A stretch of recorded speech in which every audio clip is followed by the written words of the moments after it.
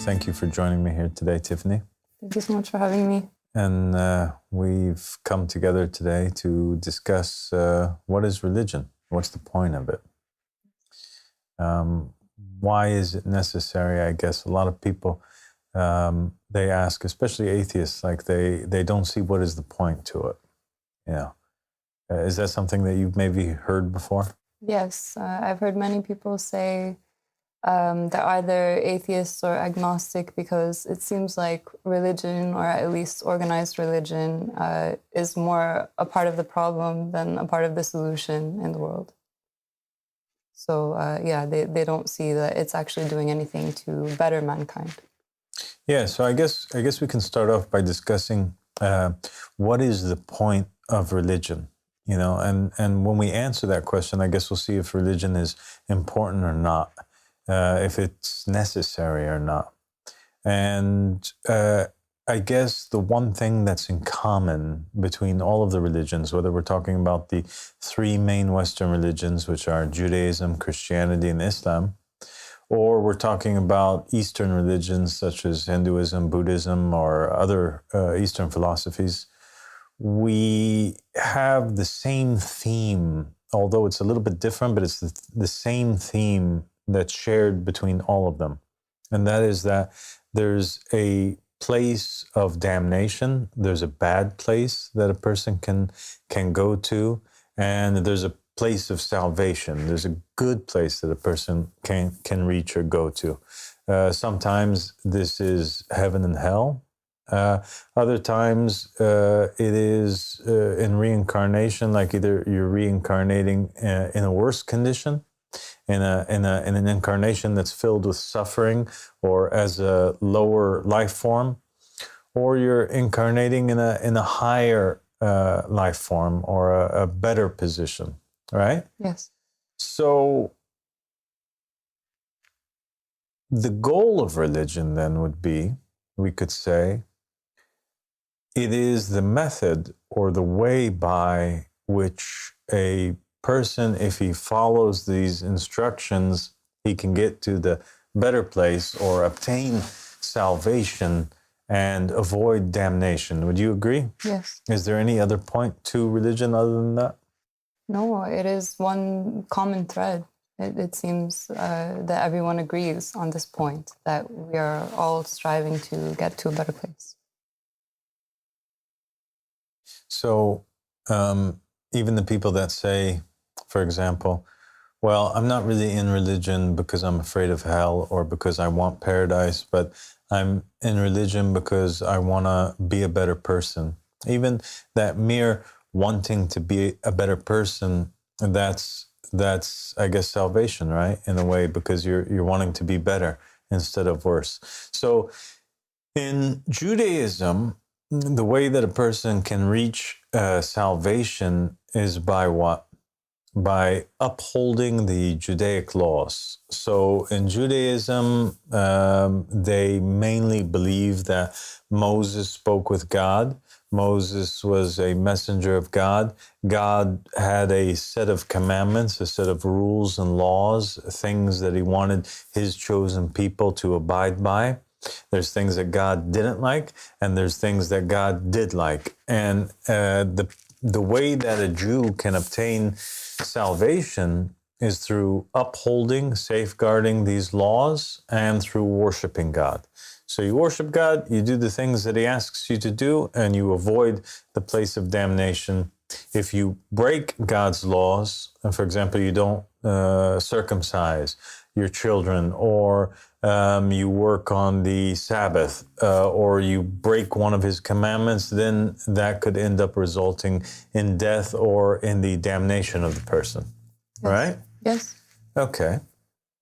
What about in Christianity, Tiffany? What's the method of salvation in Christianity? So in Christianity, it's believed that Jesus came with a new covenant, and by professing your belief in Jesus, that you are saved. Basically, Jesus came, and his sacrificing of himself absolved people of their sins. And all you have to do is say that you believe in Jesus, and you believe that he was truthful in who he said he was, and that he made that sacrifice, and that is your salvation.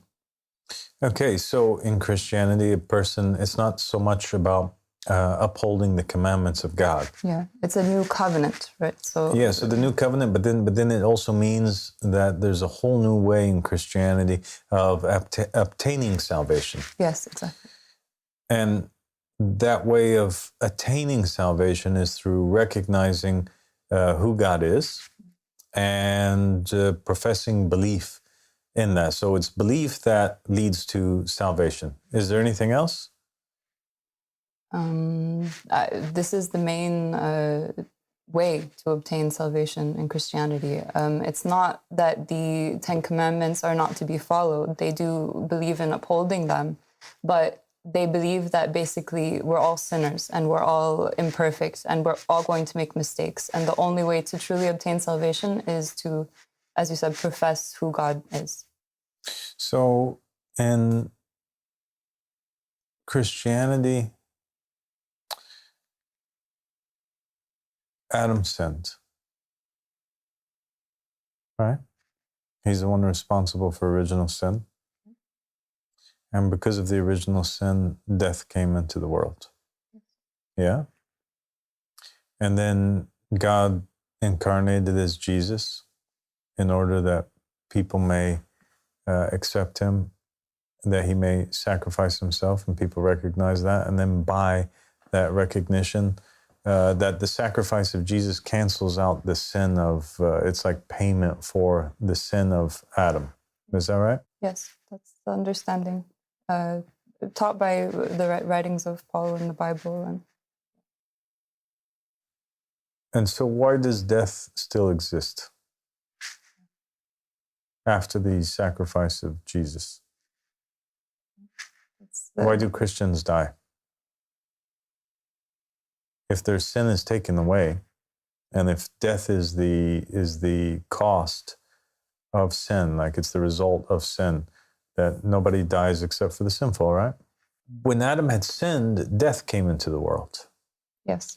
And that's how they explain in Christianity the reason why there is death, right? And in Judaism, that death came about because people were bad, because God himself, I guess they recognize that, death is a painful thing. It hurts people. People didn't like to die. People didn't want to separate from their loved ones and from the world. Right. It's a source of pain. It's a source of pain.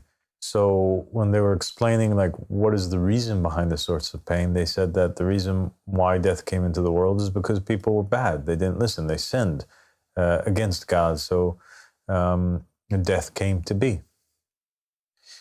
And then when Jesus died, he died without sin, right? Yeah.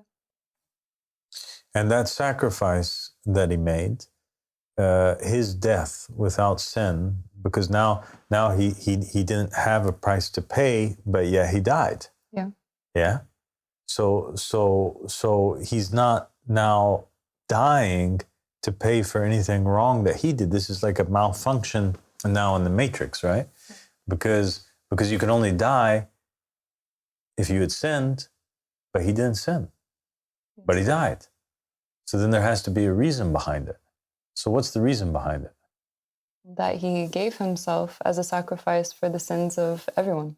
Okay, so his death then is explained in that way, that it's as a ransom for? The sins of everyone, yes. And actually, for all time, they believe that it was a sacrifice that took away the sins of mankind for all time, or the believers, those who profess their faith in Jesus. So then that would mean that all those who profess their faith in Jesus, they can die at peace and they will never be judged for anything because Jesus already paid for their sins by his death. Yes. But then why is it that they die?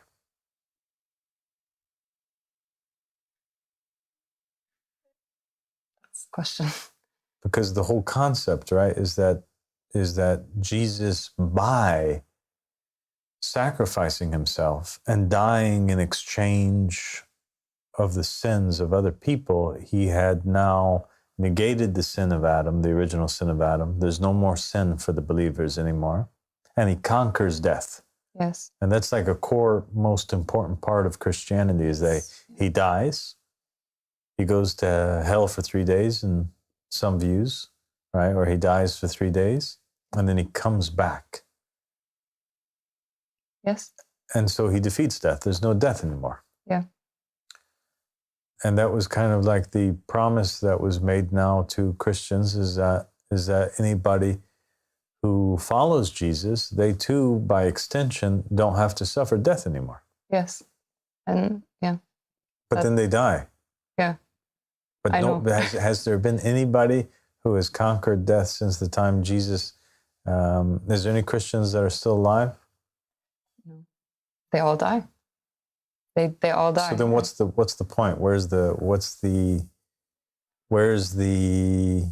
So the idea that they teach is that you gain eternal life, life after death. You have eternal life. But then what's the point of the story of the resurrection?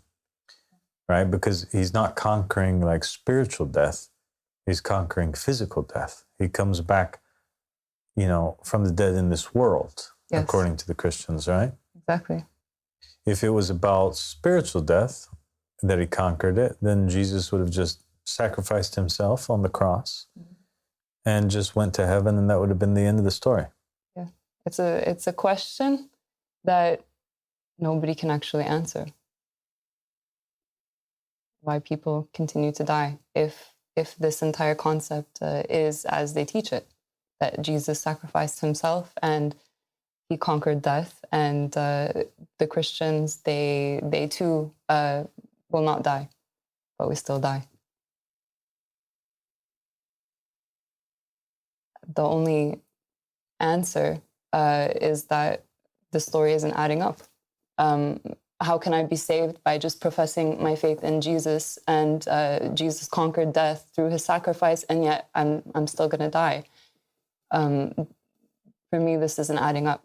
When Jesus was sent to the Jews, to Israel, was he sent as a sacrifice, or was he sent as their king? That is extremely important, because that's something that they don't really talk so much about in Christianity. They talk about him as a king of heaven, not an earthly king.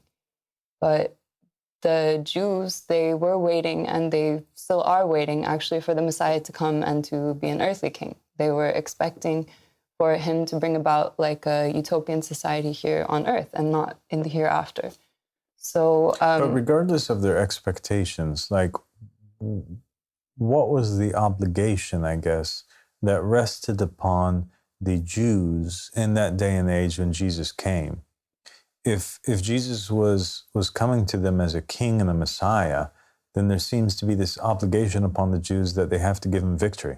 Yes. Yeah? That was They it. have to support him. They have to protect him from dying. They have to actually enable him to rule in order that Jesus spreads justice and equity. Exactly. Right? But if it was intended from the beginning that he's a king of heaven and he's not a king of earth, or that really like the whole meaning of it is that he's supposed to be sacrificed, then how can the Jews be blamed? I mean, shouldn't they be rewarded for contributing to the factors which led to his sacrifice? Wow. That's a question I've never even thought to ask. But what do you think? I mean, what do you think the response of like your parents would be, or your pastor, your preacher, or the general Christian people? I mean, you were Christian your whole life, right? Mm-hmm. What was the obligation of the Jews? Their obligation, and I guess the understanding in Christianity, is that they should have believed in Jesus, or they should have believed in him and been a support to him. But as you said, so they should have supported him to do what? To not die, right? Yeah, to not die. I guess it's up to people's interpretation whether they were supposed to support him in ruling, or but they should have been a protection for him to not die, of course. The believers were supposed to be his companions. So when Jesus was arrested, there's this scene in the Bible where he's being presented to the Roman authorities, and he's asked, so are you the king of the Jews? Mm-hmm. Do you remember that yes. sentence? Mm-hmm. Yeah. Why would it be that the Roman authorities, who were not Jewish, ask him such a question? Because people were speaking of him in such a way. So he was sent as a king. He was claiming to be sent as a king. This was part of his teaching, right? He was claiming to be the Messiah, as we know from the Bible. I mean, people were proclaiming that he was the Messiah, and he was confirming this, maybe not openly, but at least to his close companions. And word was spreading that he was the Messiah, and the Messiah was understood to be the King of the Jews. So they betrayed him, or they did him a favor? Which one is it? Who can answer that question? Obviously, it would be I mean, you as a former Christian should be able to answer. I mean, according to the logic of Christianity, then we would have to say that they did him a favor, because if that was his mission that he came to complete, then they helped him to do that. But it doesn't really make sense. No, it doesn't, because then it also makes Judas Iscariot the hero of the story, right? Yeah. So we have a problem there. We do. So it's almost like Moses, he comes with the commandments from God, and he says that these are the commandments, we have to follow them, and we have to abide by these laws. And then Jesus comes along, and things change in the sense that he teaches, or Christians understand, that human beings are incapable of upholding the commandments of God. So it's not necessary to uphold the commandments, it's just necessary to believe in God and recognize him. Yeah, ultimately, yes. Yeah. So in Christianity, if you professed faith in Jesus Christ, even if you broke the commandments of God, you would still be saved. You could still go to heaven. Yes. Okay. So then comes along Islam, and Islam now has also a new covenant. It has its own sets of commandments, its own understandings of salvation. What happens there? We have in Sunni Islam, the primary focus seems to be on upholding the commandments of God. That God said you have to profess your faith in the oneness of God. You have to pray 5 times a day. You have to fast in the month of Ramadan. You have to give charity. You have to make pilgrimage once in your lifetime. As long as you uphold these basic commandments, then you'll be saved as a Muslim. Right? Yes. And so it kind of mirrors the understanding that the Jews have in many ways. But then you also have in Islam this other sect, which is the Shia. And the Shia, they pretty much are saying the same thing what the Christians are saying. They're saying that it is important to uphold the commandments. It is important to pray, for example. It's important to fast. It's important to do all these things. But there's this concept of the wilaya. And salvation for the Shia comes through the professing of faith in the Imam of the time.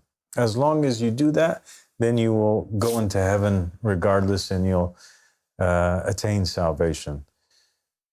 Interesting. It is interesting, right? And it's interesting because the Prophet Muhammad sallallahu alaihi wasallam, he said that, he told the Muslim nation that they would follow in the same footsteps as the Christians and the Jews, step by step, so much so that if they were to fall into the hole of a lizard, that the Muslims would follow behind them. And so they became very much like the Jews and very much like the Christians in their understanding of the concept of salvation, which is really their understanding of the whole point of religion. And then there comes the 7th covenant, all right? How do we understand salvation in the 7th covenant? But before we get there, we want to talk about salvation in some of the Eastern philosophies real quick. How do people attain salvation in some of the Eastern philosophies? It's about your behavior, right? They believe in the concept of karma and reincarnation, and as you said before, it's about getting to a better state, right? So your actions determine the state that you go into after your current life.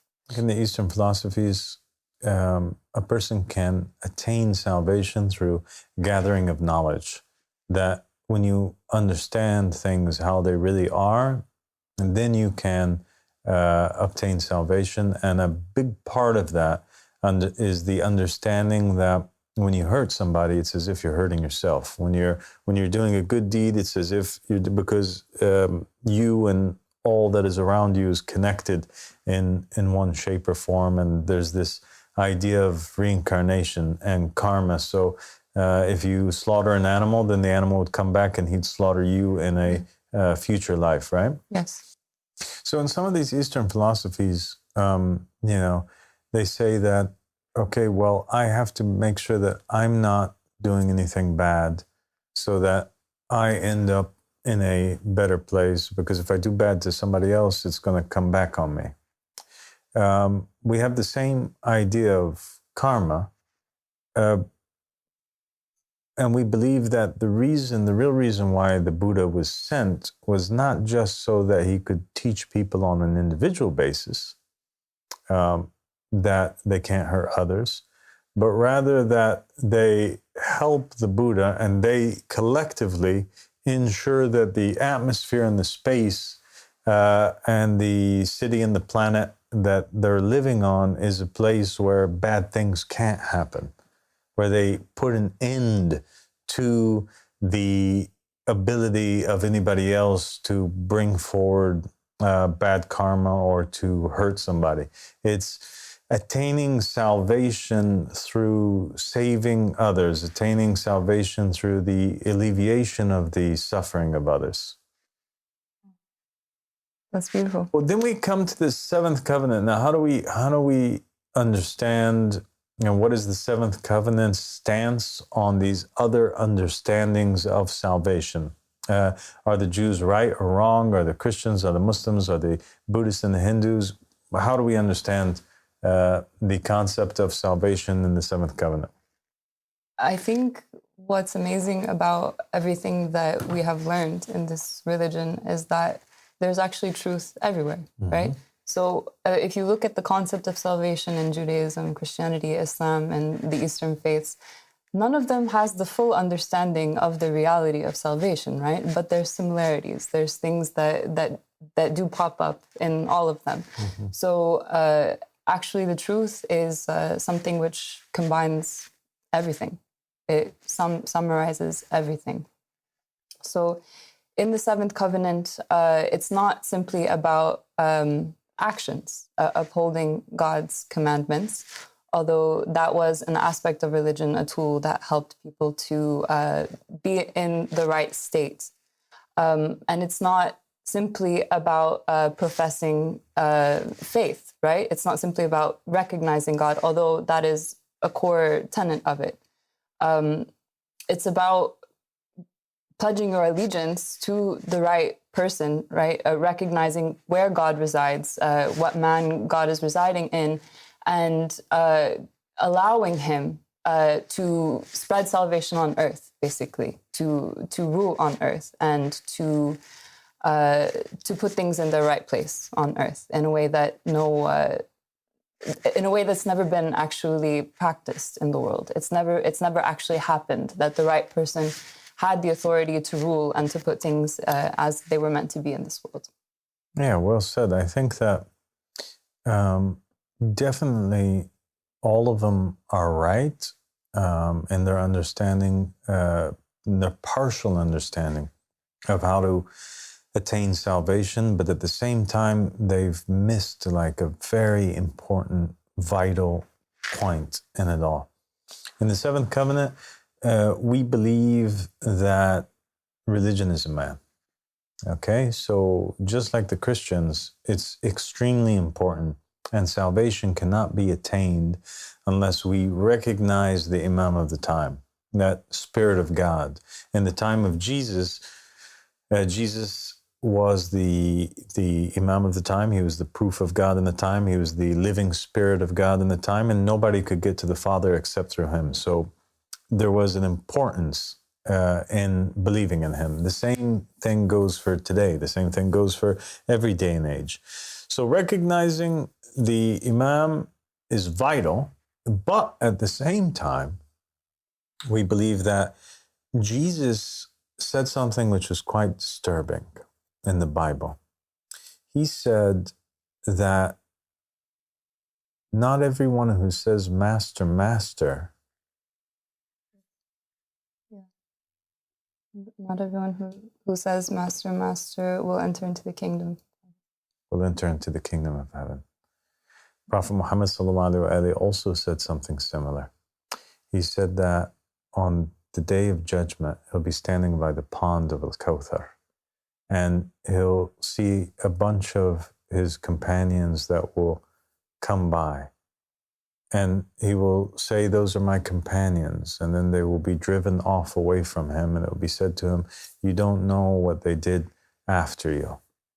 And so the idea that it is simply enough to recognize and profess faith in the Hujjah or the Imam of the time is sufficient to obtain salvation is broken by the very words of Jesus and the very words of Muhammad sallallahu alaihi wasallam.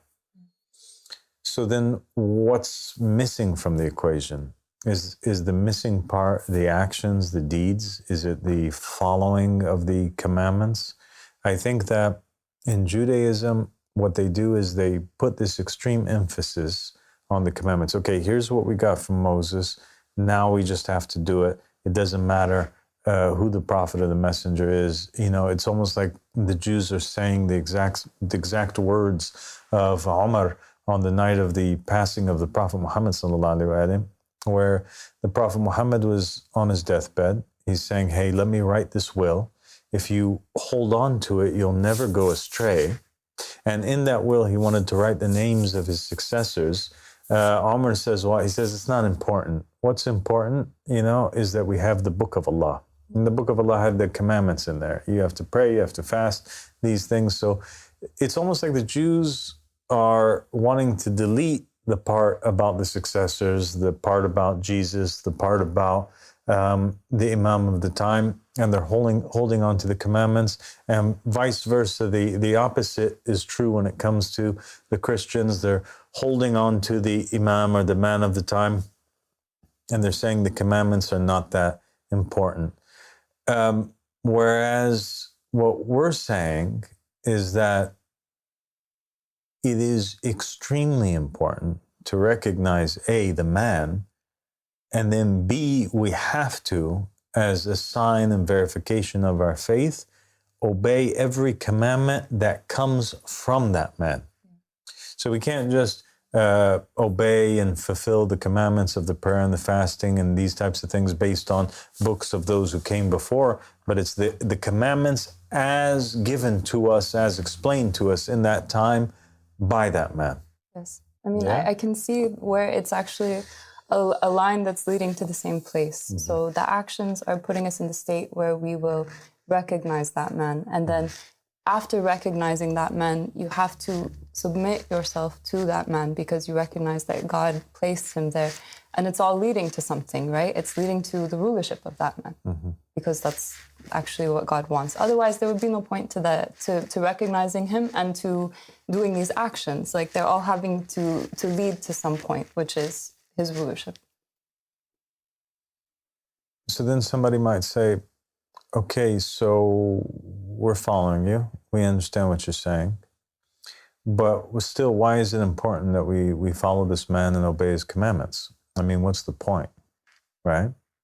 And I guess the promise, right, that's present in Judaism and in Christianity and in Islam is that there's this place that is free of suffering. There's an ideal world. There's a perfect place that a person can reach to and be with other perfect people in a perfect world. It's like a utopia, Yeah, where there's plenty of food, plenty of drink, there's no poverty, there's no jealousy, there's no crime that exists over there. There's only feelings of love and sharing and the prosperity and peace that exist in this realm. We believe that it was God's intention, because he is good and he is perfect, that not only does he have this realm in the hereafter that's perfect, but rather his perfection has to permeate through all realms and all places and all worlds, right? So the whole point of religion and the whole sending of a representative of himself that carries within him the Spirit of God is to create a heaven, a utopia on earth as it is in heaven. But the only reason why it's working in heaven is because in that realm, the kingship's to God, rulership's to God. He's the one who's walking in the garden, right? And he's overseeing creation and he's present over there. So because he's present and because he's in charge, because he's being obeyed, because he's being recognized, because his commandments are being upheld in that world, we have a perfect place that's going on. And so he decides to send his Spirit into this world so that he also may give commandments, guide people, be obeyed, and create on earth a utopia, a heaven on earth, so to speak, where there's no suffering and where everybody gets along and shares in all things. Yeah. So that's the point. The point and the importance of religion is because when you recognize his Spirit, when you seek to get closer to God, you're actually creating a place that is free from karmic chaos and karmic sin that's going to come back on you. And you are not only saving yourself, but you're saving others from that place of eternal damnation. And that's the point that was missing from Judaism, Christianity, and Islam, but actually it was always really there. Yeah. It's just that after the prophet died, they chose to focus on the other aspects and distort the religion. They misunderstood or chose to willingly abandon for worldly purposes, as Omar did when he said, it's enough for us to have the book of Allah subhanahu wa ta'ala. They chose to disregard this other important factor of the religion. I'm actually really amazed and fascinated every time that we learn about or discuss all of the ways that the religions that seem separate, they're actually pointing towards the same thing. And this concept of salvation, which people clearly want, people are clearly searching for, but it has been so often misunderstood or only understood partially, as you said. Understanding it fully and truly has the potential to completely change the world. The world is completely in chaos right now. The state of the world is such that we need to fix it. And the only force capable of fixing this chaos and this mess is God. So then how do we reach salvation? That's the question. That is the question. Thank you so much for this conversation, Tiffany. I appreciate that.